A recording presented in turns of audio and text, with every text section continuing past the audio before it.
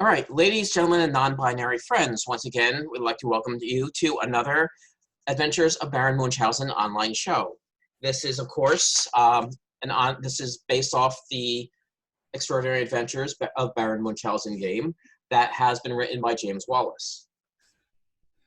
And we are going to play this game tonight with our celebrity panel. And first in the panel, we have Kate Laurie. Kate, say something and wave. Hi! We have Matt Deblass. Matt, say something and wave. Hi, everybody.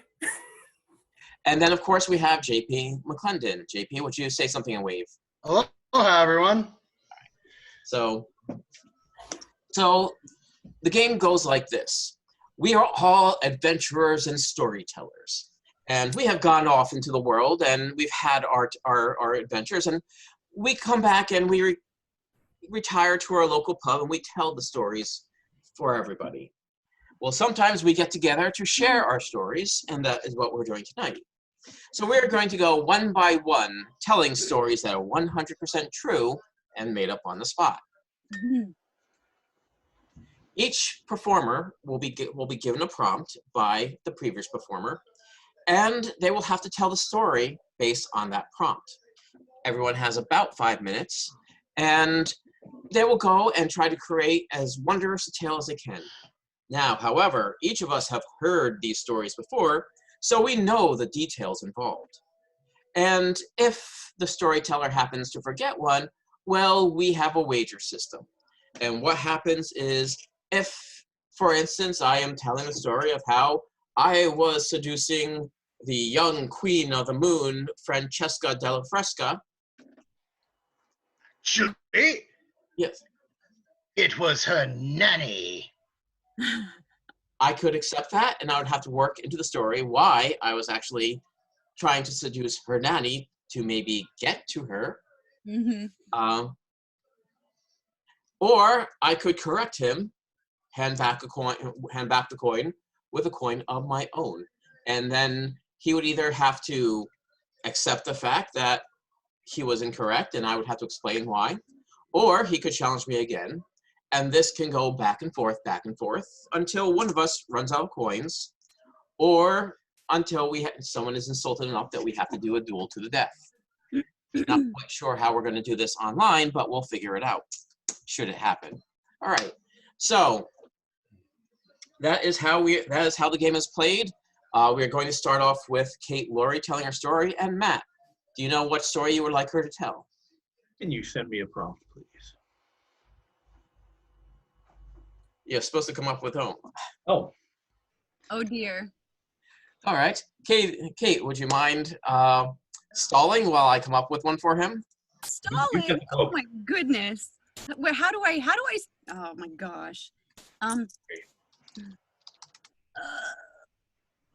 We're waiting for yous. I'm gonna stare at the screen for a while. Let's see. Let's see. I'm like, what? Sing something. Sing something. The cat opera. Oh yeah, I haven't seen that in a long time. Ni hao, ni hao, ni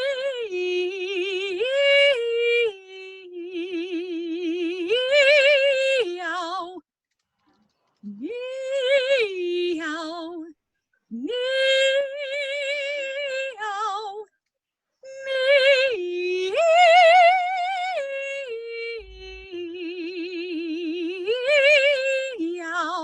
I don't know how well this sounds coming through these microphones. Sounds like opera to me. Well, you know. So why don't you tell us about how you learned that on a barge in the Hudson River? Oh no. You really want to hear that story? Well, you know, I like the way it ends. Oh, okay. I like the way it ends. So there I was. I was walking through the East Village, and I was living in Jersey City at the time. So I was going to walk all the way to the Christopher Street path stop so that I could get on the path, head home to Jersey City.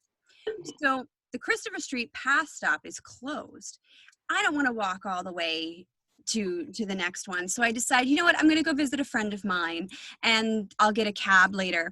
So I go and visit a friend of mine who happened to work at Obscura, which is over like right off of Avenue A. It's somewhere, it was at the time, because it moved locations. At the time, I think it was on like 10th and Avenue A-ish.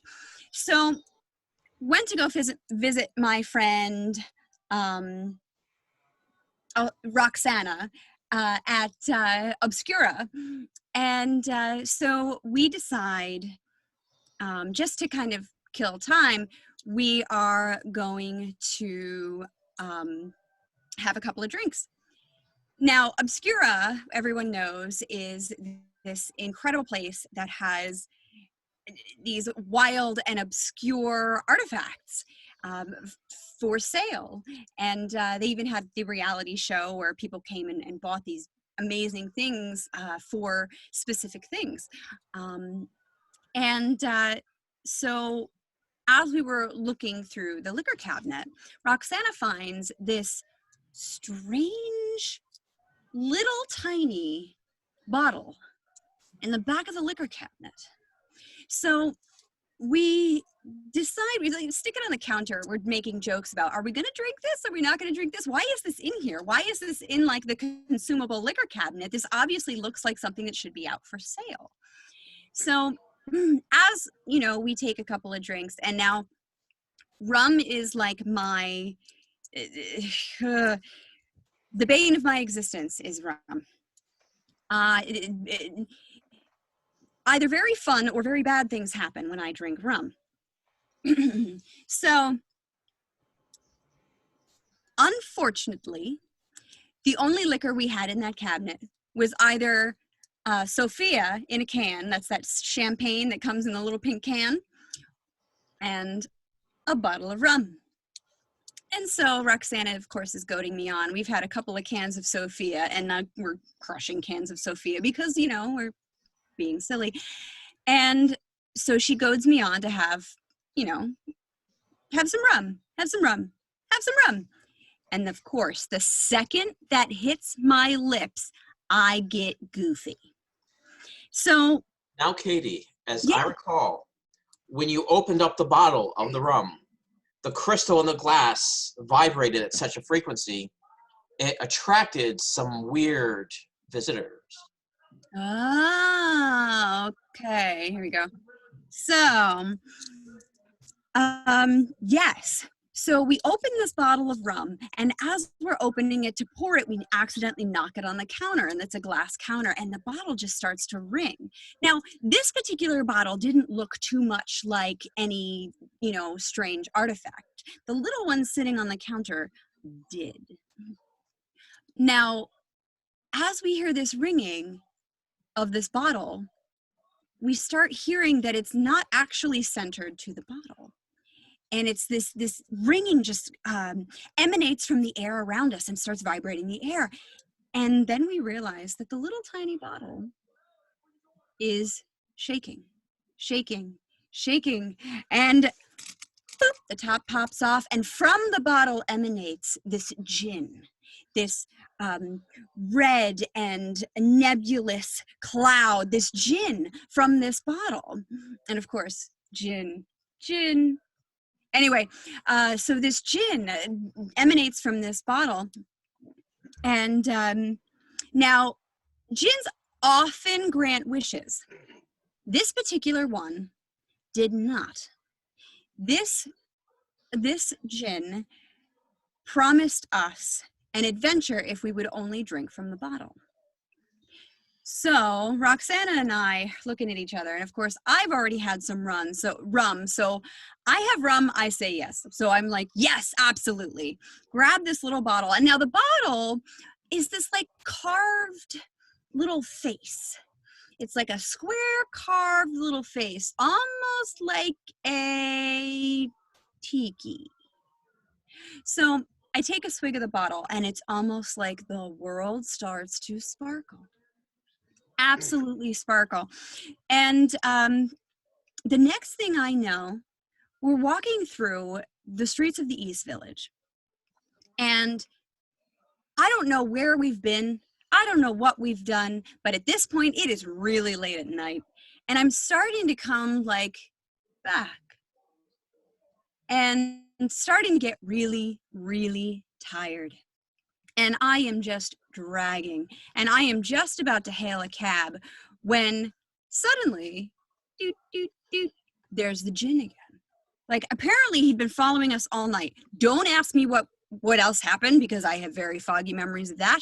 But this I remember. I'm like falling asleep, about to call a cab, and tap, tap, tap, there's this djinn right at my shoulder again, this nebulous puff of smoke. And he whispers in my ear, "There's a tiki bar." And of course, I perk right up. Tiki bar? So I take off running down the street, and I'm led by this magical force. And Roxana, of course, is still following me. She's running after me, going, "Where are you going?" And I just scream, "There's a tiki bar!" I don't know where I'm going, round the corner.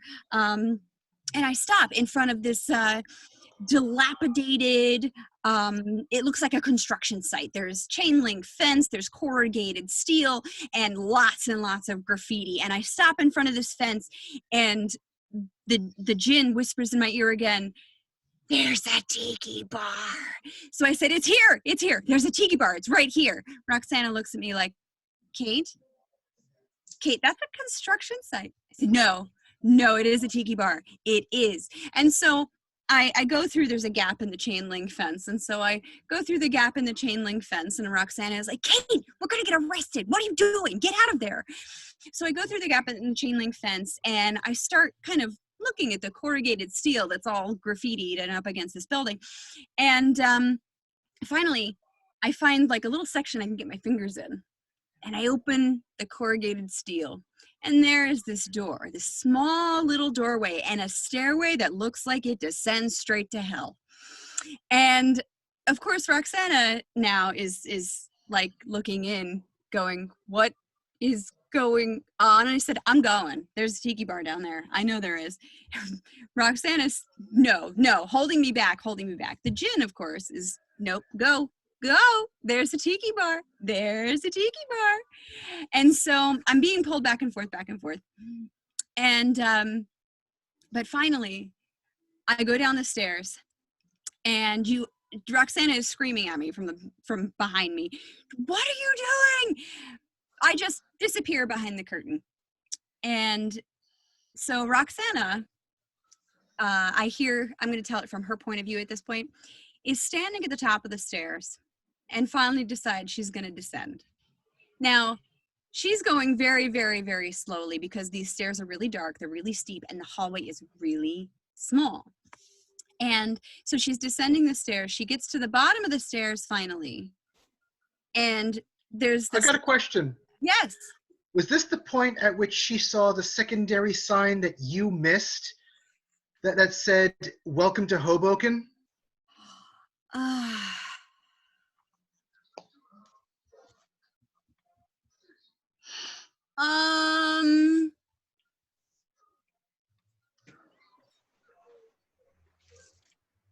Hoboken is not a magical place, so I don't think that's part of this. So I don't think that's part of it. Okay. Hoboken's not a magical place. Not really. So in any case, she pulls back the curtain, and of course, there is a tiki bar. And it is not just any tiki bar. It is a tiki bar, and behind the bar, the bartenders are all djinns. And all of them are making these magical, flaming, smoking, sparking tiki drinks. The big scorpion bowl tiki drinks. And so we sit down at the bar. And Roxana looks at me like, "How did you know this was here?" And I said, I just knew. It's like it's in my blood somehow. So we order our scorpion bowls, and we're warned by the djinn behind the bar that these will take you to sort of the next point where you need to be. Like the next point in your life where you absolutely need to be present. Like it was this big, I can't remember exactly what was said. Hoboken might have been mentioned. That might be what you remember. But so the next point in our lives that was going to be the most important part of our lives. So take a sip of the tiki drink, the scorpion bowl, and once again the world goes dark. I have no memory of how in the world we got there, but magically we're on a barge in the Hudson River, and there are 3 now djinns hanging out between us. So it's like Djinn, Roxana, Djinn, me, Djinn, sitting down, and these djinns are teaching me the duetto buffo di due gatti, which is an old Baroque piece of music that was written with the syllables meow.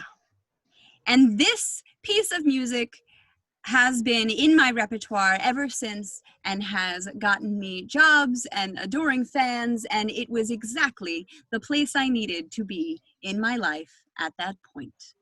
And so that is how I learned the duetto buffo di due gatti on a barge in the Hudson River.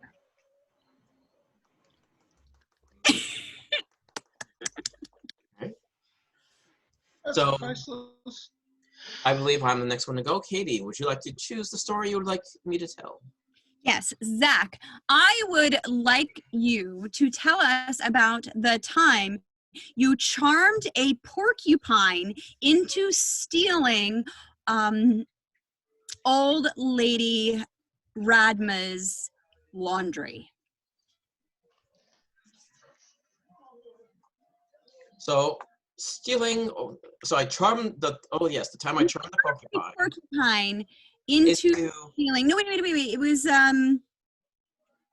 stealing old lady Radma's laundry.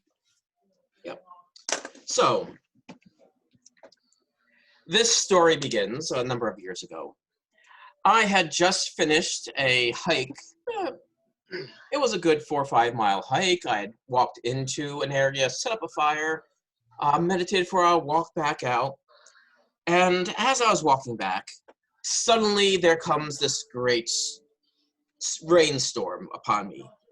My clothes are getting soaked. I'm slipping in the mud. I am just utterly caked with mud, and the clothing I have, it's just not good. So it's embarrassing for me to be that unclean at that moment.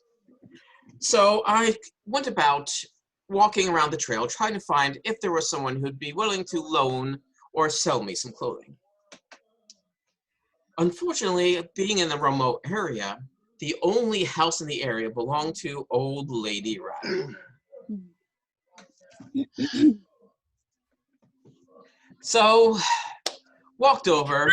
Zach, I think I remember that old lady Radma's house was actually sort of a shack, and it was built on a cliffside that was above you. That is true. Mm-hmm. And that was part of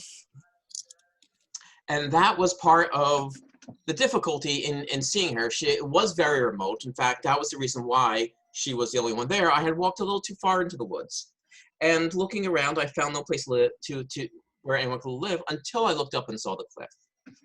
Now, it was at that point that I realized, here I am, I'm going to have to climb this cliff to ask old lady Radma if I could borrow some of her clothing.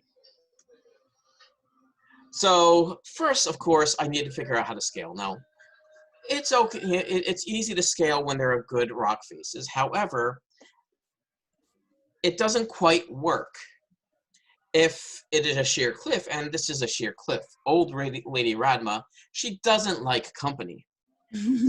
So I need to figure out a way to create some sort of handhold or something to climb with this lip. So I'm walking around trying to brush the caked mud off me, get it out from everywhere. And I start seeing that the trees are being gnawed upon on the bark at a certain level.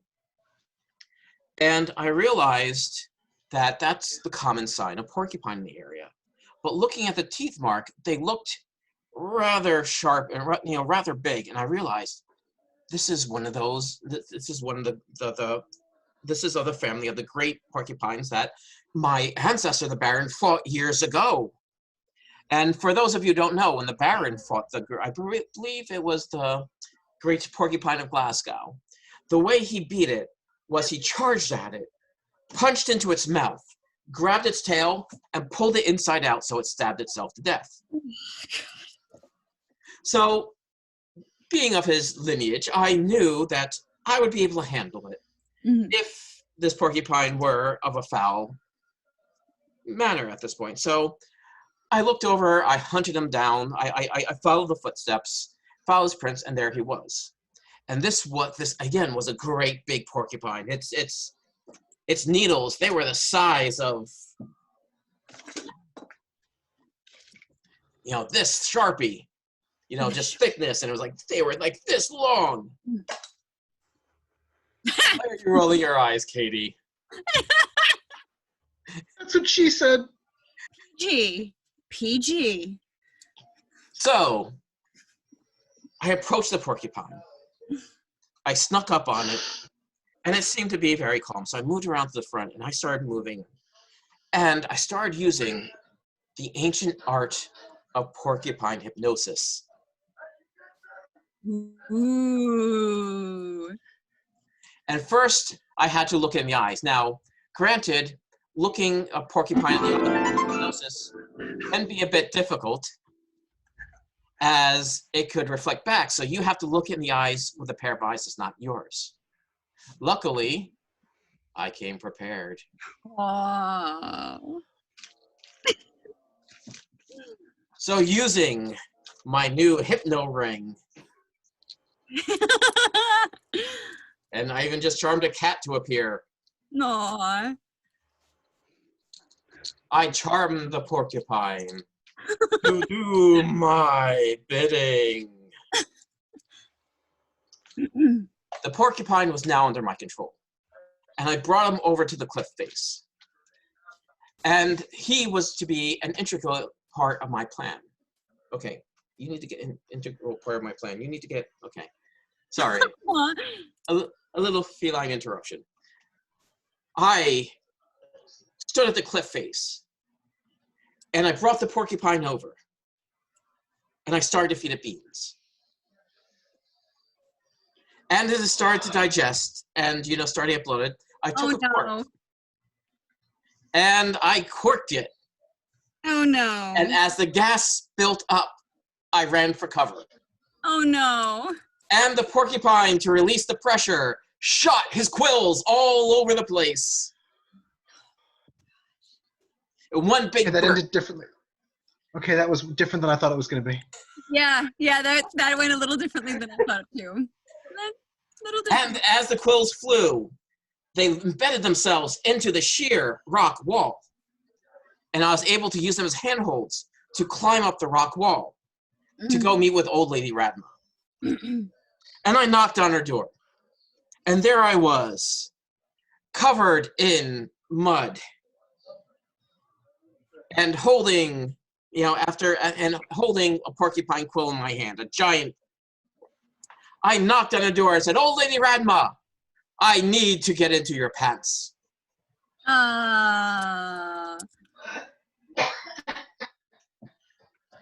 That, of course, interested her. She poked her head out the window, and then I was able to explain what I really needed and what I meant by that statement.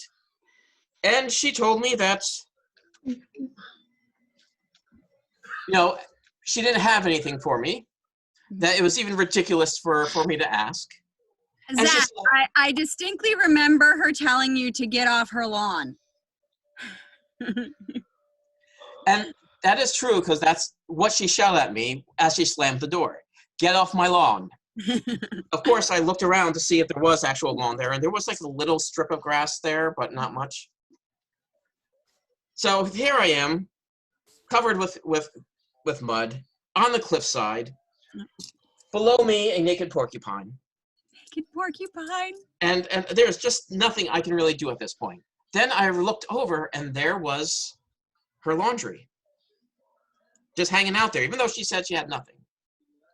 So I took the quill that I had, and I threw it over the house. It hit, it made a big noise, and I heard the back door open as she looked around. And while she was distracted, I ran over and I grabbed the things that I could off the line. Quickly, I grabbed the petticoat and changed my shirt and a pair of trousers and jumped into them. And then realizing I needed to run quickly and get out of here with those new clothes, I took her bloomers and tied the legs. And I jumped off the cliff using the bloomers as a parachute and slowly sank down till I got to the ground. Then I untied the bloomers and put them onto the porcupine, uncorked the porcupine, and put the bloomers on him so he could hide his shame as well. Thank And goodness. that is the time. That porcupine. I'm Very thoughtful, very thoughtful. yeah, very thoughtful. Well, you know, I had to take care of it. I was the one who charmed it in the first place, and I needed to follow through and make sure I took care of my responsibilities. But that is the time I charmed the porcupine to steal old Lady Radma's laundry. I gotta follow that. That was good. I gotta follow that. Yeah. I may not gonna be able to follow that. I think Cork your porcupine is gonna be a thing now. Hey, Cork your porcupine. Someone out there make a T-shirt. Cork your porcupine. Cork your porcupine. Cork your porcupine. Oh, we are strange people. I'm going to have to write that down and put it as a tag.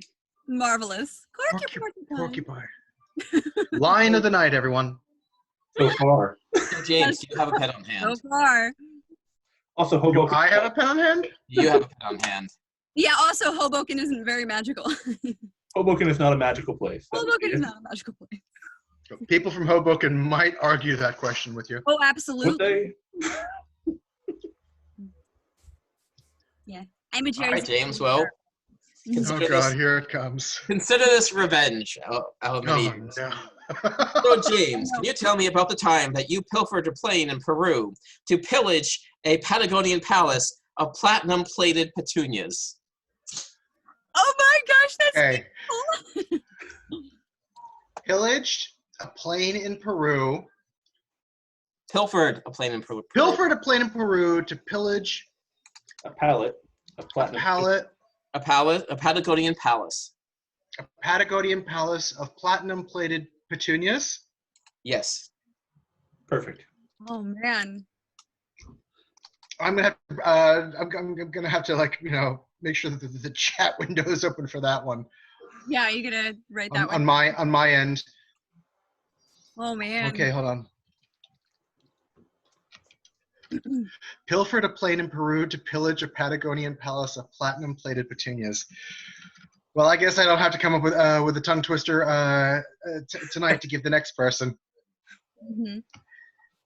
For those of you at home, I've been doing this to Munchausen participants for years, and now I get it. Mhm. This may or may the tongue twisters may or may not have helped contribute to the breakup of my last relationship. Not even joking about that. So there I was in Pittsburgh, and I was playing poker, and it was with my buddy Peter. Keep your minds clean. I can see it all from all of I you. am just so thrilled you're continuing with the P. How was it And to play poker with Peter? Was your Peter? Well, playing with Peter is a different kind of story. So, so what happened is that here we were playing poker in Pittsburgh.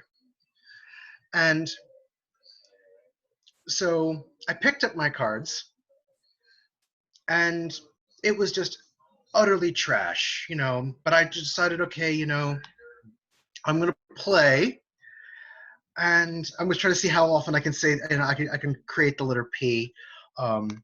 And, I bet at it, I bet at it hard, and it was a bluff, and he did it. And long story short, I lost the hand. I lost big, and I didn't have the money to pay. So he's like, well, how are you going to do it? Because if you don't, we're going to have to work over both of your patellas. Just saying. Oh. And I'm like, well, okay, hold on. Can you give me like a day and a half, to pick up the money? And he's like, okay, fine. So what happened was that I went home, and I'm pacing, and I'm reaching to the point of frustration, and I'm almost pulling my hair out, and it suddenly occurred to me, there's this place in Peru that I know, and there's a gardener there, and he owes me a favor. Problem is that didn't have the money to charter a plane, to go to Peru and pick up this stuff that I was going to need to be able to, possibly pay my debts so that I didn't get two broken patellas. And so I knew a guy. Don't ask, but I called him up on my portable phone, and he answers. I was like, hey, Pierre, I need a plane. He's like, okay, I've got one, but you have to come down immediately. So, I got in my car, hopped on the parkway, and I drove to Pierre's place. And there in the background, Pierre had a plane. And he says, okay, whatever you do, do not tell anyone where you got it, because some of my friends, they do not know that I have it. So it is, what is it, purloined? Pilfered, I told him. Ah, pilfered, yes. So what happened is that you can have it as long as you have it back by this time tomorrow, filled with gas. I'm like, okay. So what I did is I hopped in Pierre's pilfered plane that he got from all of his pals. And now what people don't know is that, yes, I do have a pilot's license, shh, don't tell anybody. And so, I taxied it down the runway. And I learned that the runway wasn't large enough to get the plane up to speed. So I drove it back to the main road, drove it, and we drove back to the parkway. And I zoomed down the parkway in this pilfered plane, and ultimately got up to speed. And I took off into the air, and I flew, and I flew, and I flew. Didn't you have to jettison that purloined pallet of Pernod that was in the cargo hold that was destined for the president's party?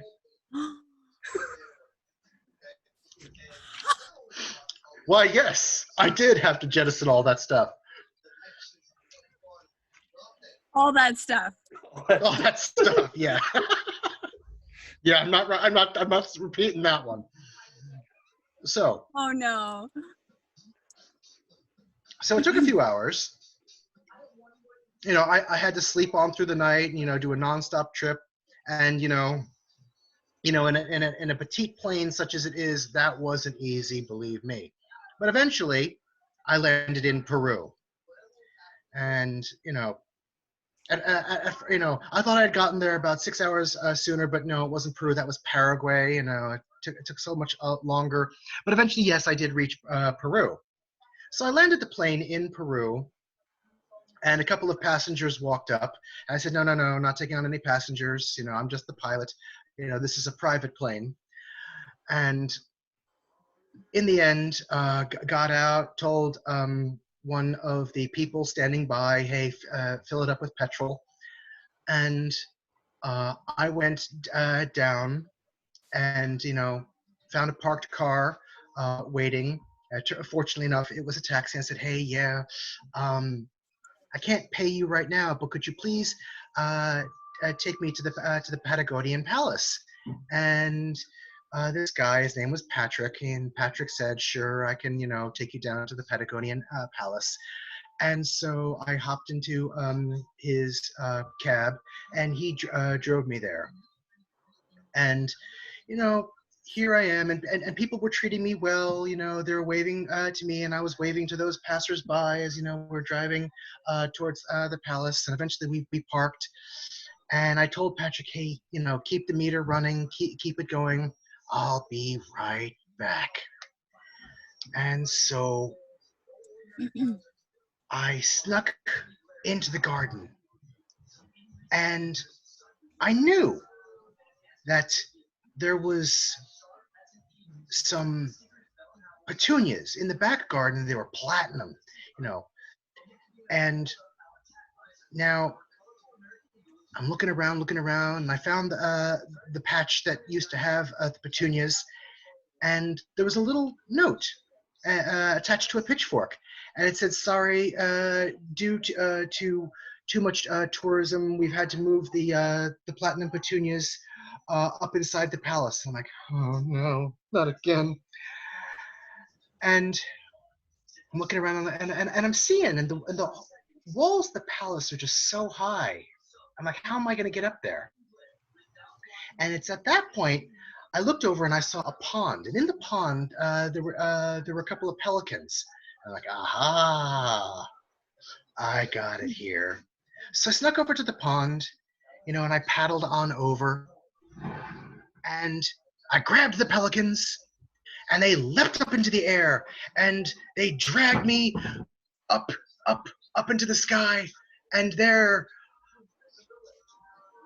fortunately enough, they took off, and it was over the palace. And once I got over the wall, I let go of the pelicans, and I landed, fortunately enough, on a large soft pillow just inside the grounds where I needed to be. And looking around this way, looking around that way, no palace guards. This is good. And so I snuck down the pathways and into the secret passage, and I ultimately found the greenhouse that they were keeping it in, and found the prized platinum plated petunias. And for those of you who don't know, a prized platinum petunia from Peru fetches about $3 or $4. Okay, so, well, that's in Peruvian money. You see, 3 or 4 Peruvian dollars.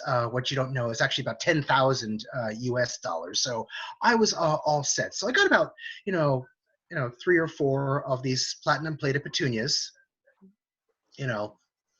Stuck them in my pockets like you do, and snuck back down through the passageway. Out of the secret passage. Made my way back to where Patrick had parked his taxi again. And I said, got it, man. And he was like, well, where do we go? And I said, back to the airport. He's like, okay. We got back to the airport, and he once again parked his car, and he said, okay, my passenger, how are you going to pay? So I was able to pluck one of the petals off the petunia, and I handed it to Patrick, and I said, will this be enough to pay you? And he's like, yeah, that's pretty good. So I was able to sneak back in with all these purloined platinum plated petunias back to the plane where it had been filled up again with petrol. I took off down the runway, didn't wait for clearance, and flew off into the night, back to Pittsburgh, back to my friend paid him what I need to pay him so that he didn't, break both of my patellas. And that is the story about how I, in a pilfered plane to Peru, I pillaged a Patagonian palace of platinum-plated petunias.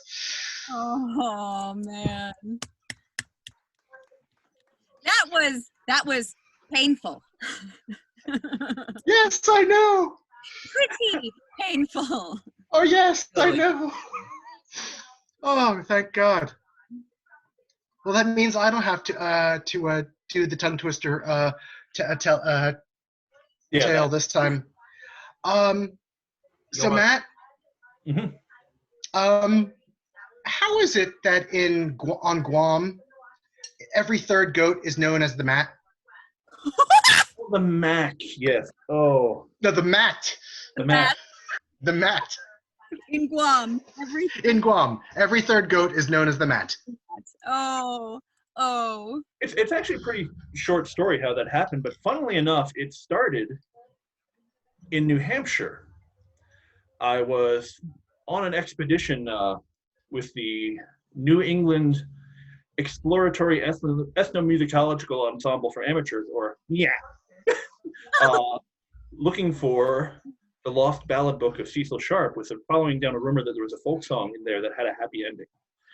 And I didn't believe anything like that would happen. But while I was there, we were lost in there for 2 or 3 years. It was kind of a fruitless year. But I got really into goat farming when I was hanging around the Appalachians, as you do, goat farming. And then there was the thing with that scholarship to Peru. Actually, I was going to work with a botanist there, but that got canceled for some reason.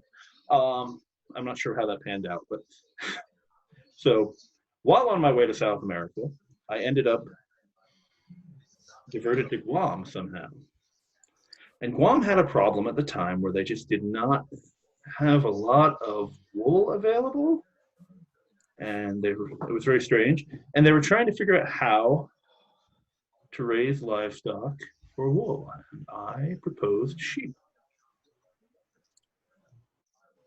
And so that problem actually solved pretty quickly.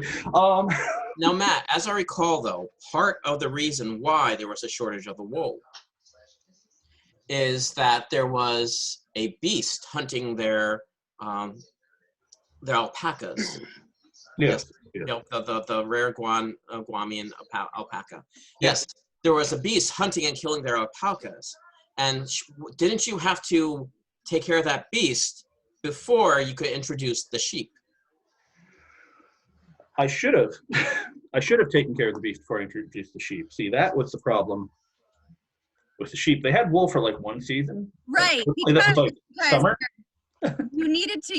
You really should have, taken care of that beast, because the beast actually, after he finished off the alpacas, came after the sheep. Yes. Yeah. Yes.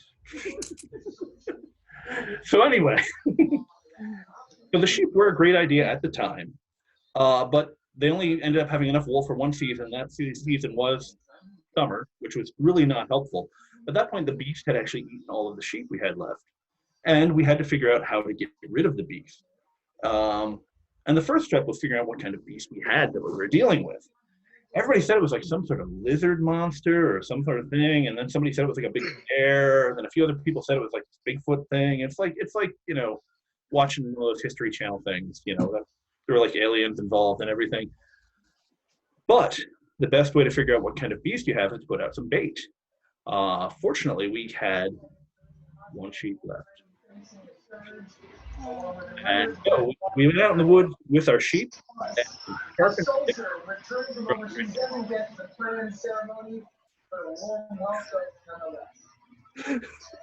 Anyway, so we went out with our sharpened sticks and our bait sheep, and we found out the monster was really the people from another village.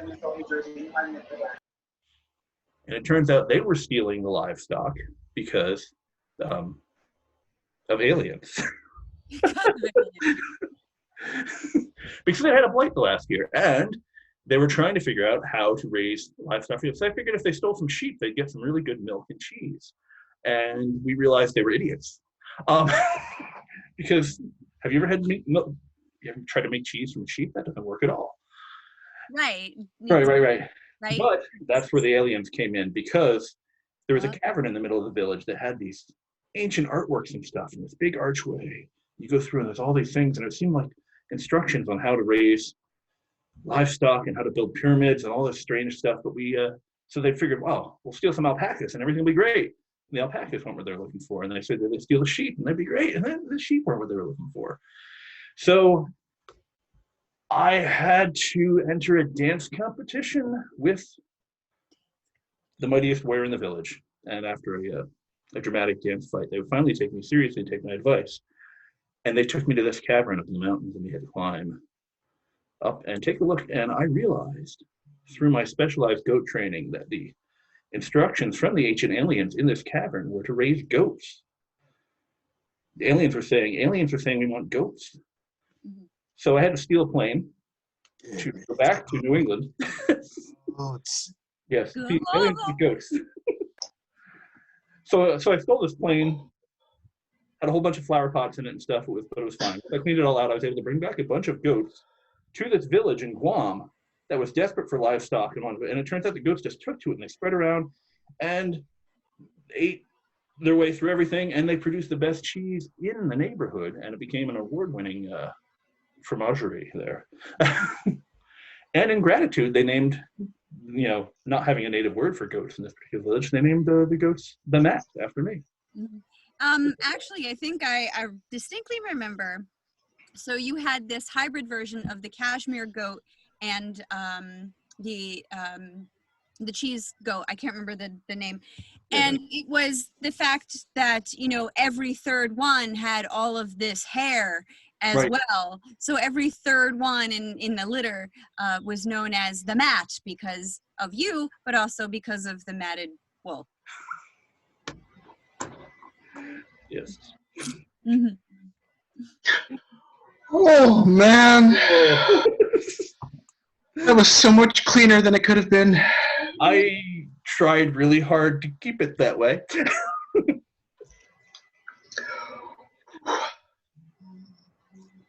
Oh, we're back to me, huh?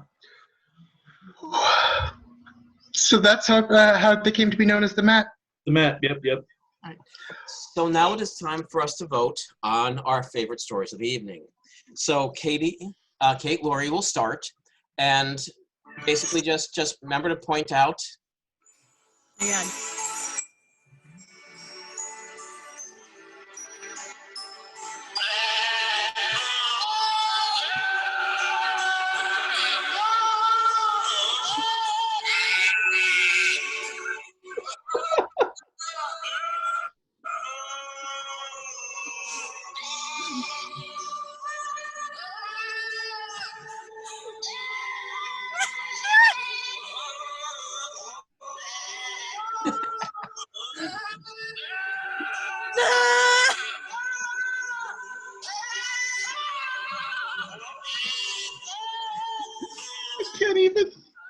I can't even. All right, so I have no coins left, but the best story of the night was Matt's. And you're welcome. I, too, feel that the best story of the night does go to Matt. So I have 5 coins left to hand over to you, Matt. All right. I have a lot of coins. I was pretty impressed with the, I believe it's James. Before you go, Matt, I believe it's James's turn. Yeah. I've got 7 coins, and I was going to award mine to Zach. And Matt, is now your turn. I have 12 coins, and I was pretty impressed with James's. Is that the coin? Don't include the coin. Don't include the coins that you just received. Yeah, so I have 7 coins, and I think James's petunia purloined petunia caper was pretty impressive. Oh, so we've got a tie. Like the second time ever. Yeah.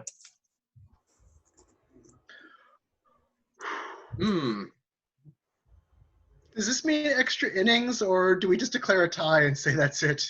I think you have to arm wrestle for it. Over the top! Over the top! Okay. So, are you raising your hand? Oh, no. I was Okay. out of the... Anyway. Okay. So, shall we do a bonus round? Oh, dear. Oh no. So, we'll start with, okay. So, I'll start first. See, so, Katie, call it in the air as to whether or not you get to offer me the prompt. Ready? Go. Heads. Yep. Heads. Okay, so I'm offering you the prompt. Yep, and then Matt will give a prompt to JP. Okay. Oh, good. So I don't have to think of a story. Okay. Oh, hold on. Sudden death timer. Oh, there you go. Okay, all right, good. So, Zach, tell us about the time you needed exactly 37 cats to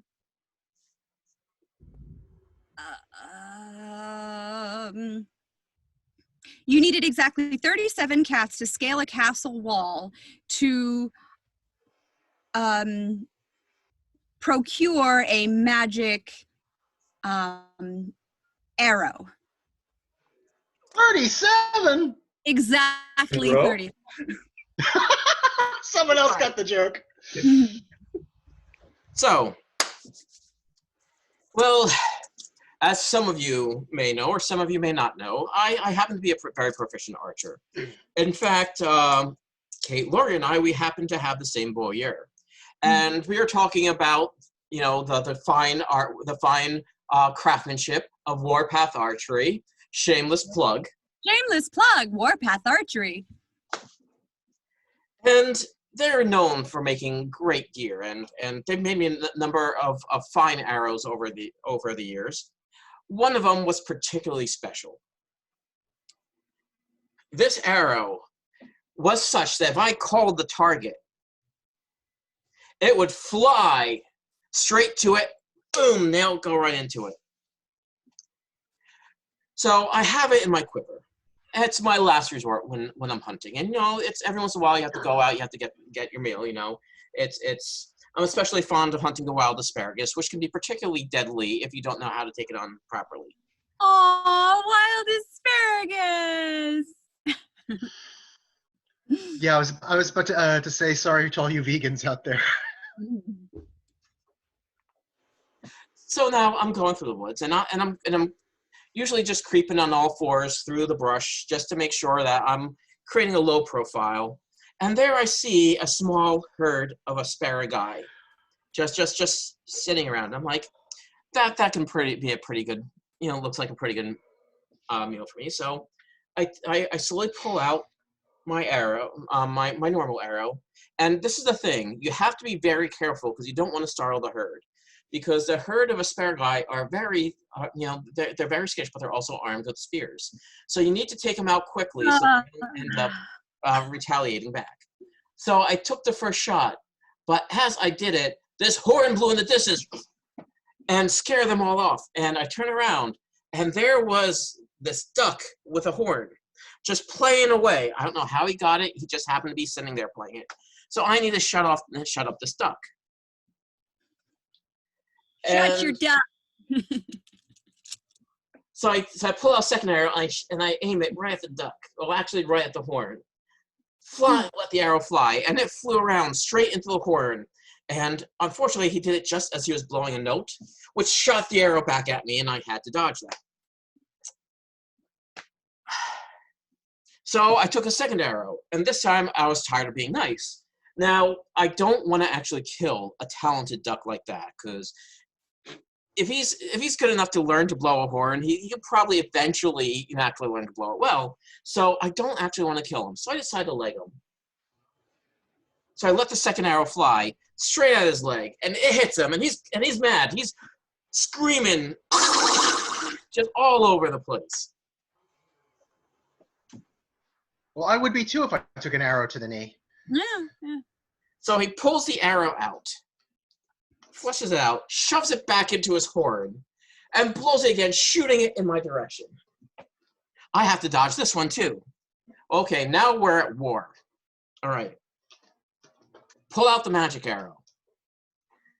And I'm doing it, and just as I'm ready to call it, he takes a big clump of mud, shoves it into the horn, and just as I'm drawing back, about to shout my target, he blows the clump at me, like, crap! And it goes flying. Now, unfortunately, it goes flying, searching for the last thing I called as the target, causing it to fly over this castle wall into their latrine. Now, I knew that if I did not get the special arrow back, Tim would kill me, especially where it landed. In fact, when he hears this story, I'm probably going to get a phone call. Yeah. So I ran to the castle. Well, ran to the castle, and the duck seemed to be happy that I had now just left the area. And it is a very sheer castle wall. And I'm looking at this wall, and I can't quite scale it. So I need to find some way to get over this great castle wall. And as I'm sitting here and thinking, I leaned up against it, I got a little shock. And I realized it was conducting static electricity, and that gave me an idea. I could use the static electricity to levitate. You've ever seen how static causes things to levitate? So I could use it to levitate myself, but I needed to be very precise in charging up the wall, because if I got just enough, it would levitate me up. If I got too little, it would do nothing. If I got too much, well, it would shoot me in this giant sparking ball of electricity halfway across the continent. So I needed to be very careful. So got out my pen and got out my abacus and started doing the calculations, and I realized I could properly charge this wall if I use exactly 37 cats. Now, to get these cats, I had to go out and I had to find catnip. Now, there's only... I gotta finish up. And then I died. Yeah. So I found the catnip, threw it at the wall. The cats came running over and started going on it. And I counted and counted and counted. I got, 1, 2, 3, 4, got up to 36, saw 2 more. I had to shoo one away while keeping it there. The cats rubbed up against it. It led me up the wall. I jumped over, jumped in the latrine, fished out the arrow. But that was the time I had to use exactly 37 cats to scale a castle wall to procure a magical arrow. Well done. Matt, it is now your turn to challenge JP. JP. So, I've heard tell about that time that you traveled the whole length of the Mississippi River in a small rowboat with no supplies except 3 cans of Spam, a case of light beer, and a copy of James Joyce's Ulysses. But I really am never clear on why it was so important to return that overdue library book. Well, golly. So there I was, and wouldn't you know it, I had a library book that I had taken out from a local library when I was about 16, and then I ended up getting a job and moving away, and I had forgotten that I had this library book. And so I ultimately found it a few years later, and I called them up and I said, well, got a book, got to give it back to you, but it's overdue. What's the penalty at this point? And they said, can we please have the title of the book? And they typed it in when I told them, and they said, oh yeah, that'll be about, $3.50. Don't judge me. And so after arguing the price down with him for a little bit, it came down to about $2.15. And I realized that's way too much money for me to be able to spend right now on an overdue library book and be able to still drive my car. So what I did is I happened to live next to this canoeing center, and a buddy of mine, he owed me a favor. And I knew that if I took the Mississippi River all the way to the end, I'd be about 3 or 4 paces away from where the library was that I had taken the book out of. So I packed the overdue library book. I packed a copy of Ulysses because I knew it was going to take me a while and I needed some toilet paper. And don't judge me. Don't judge me. I've tried to read it. I'm not judging you. And I, figured, well, I'm gonna, I got my TP. It's a river, so that's fresh water-ish. But I'm also gonna need some food. So I looked around in my cupboards, and there I found, the 3 cans of Spam. And what else was I needed to find? 3 cans of Spam and what? A case of light beer. A case of light beer. Oh, okay. So basically, I used the light beer to gargle out after drinking the Mississippi River water. Again, don't judge me. Less filling, doesn't taste all that great. Trust me.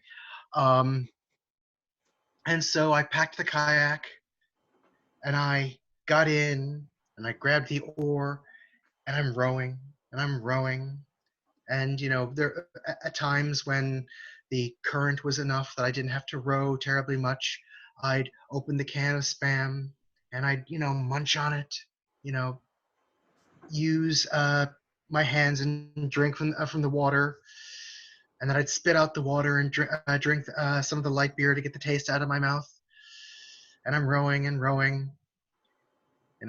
I'm picking up dolphins along the way. It was river dolphins. Apparently they adopted me as their emperor,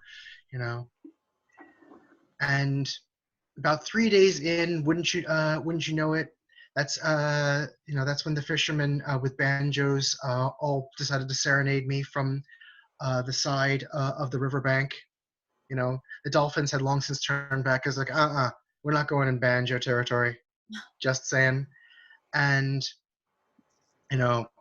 had to, expletive deleted, all redacted, and, use a couple of pages from Ulysses. And just eventually when I got there, I had about 2 cans of the Spam left, about 3/4 of the case of beer left.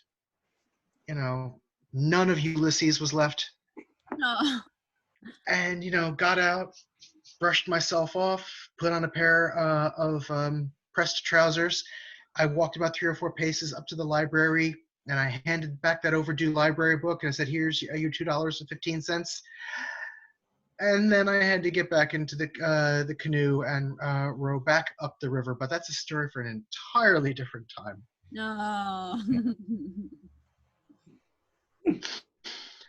Oh, and I still have plenty of time left. So, I could just stare at all of you for a while if you like, for the remainder of my time. But if you're finished, you can say you're. That's finished. All right. So now it is up to Matt and Kate to judge amongst themselves who they feel has won. Who has just won the sudden death? If it gets tied again, I'm just declaring a draw. All right, my vote is Zach for the static electricity levitation. And the duck with the horn. I'm going to go to Zach. Yeah. Yep. I concur. It's unanimous. Thank you. Thank you. Okay. All right. So thank you, everybody, for joining us for another round of online Munchausen. Again, joining us tonight is, first, we'll go with Matt Deblass. Would you like to shamelessly plug yourself? Check out Matt Deblass Celtic Music on Facebook for Celtic Music by Matt Deblass. Mhm. And then we have Kate Laurie. Yes. So all of my gigs have been canceled. So I've been doing a lot of things on Instagram and actually kind of experimenting. I've been singing a lot of blues recently. Yes, that's been great. Thank you. So I've been singing a lot of blues recently, and actually I'm all dolled up because I've been doing this literary femme fatale photo series. So a new one is going to hopefully be up tomorrow. So my Instagram is Kate Laurie's Voice. So follow me there. JP. I can be found on Facebook at Storytime with McClendon. I can also be found on Facebook and on WordPress with the Munchausen Society. And believe it or not, I'm also with a third troupe known as the Madcap Mercs. All you have to do is look for the overly dramatic readers, or just type in Madcap Mercs, and it'll take you to our page as well. Where we do a bunch of literary and song readings and whatnot, just in outlandish fashion. Hey, there you go. And again, I'm also Dr. Zach of the Munchausen Society. Please follow us on Facebook. Also follow us. You can subscribe to us. There's apparently a button right there you can press for that. Please keep an eye out, and especially go to our Facebook page. During this whole time, we are hosting different events. Tomorrow actually is going to be our weekly tea party. We are arranging this big tea party that is going to be a Zoom conference. And this week's theme is going to be the masquerade. So please follow us on Facebook to understand when these events are happening. And again, thank you for joining us, and have a good evening.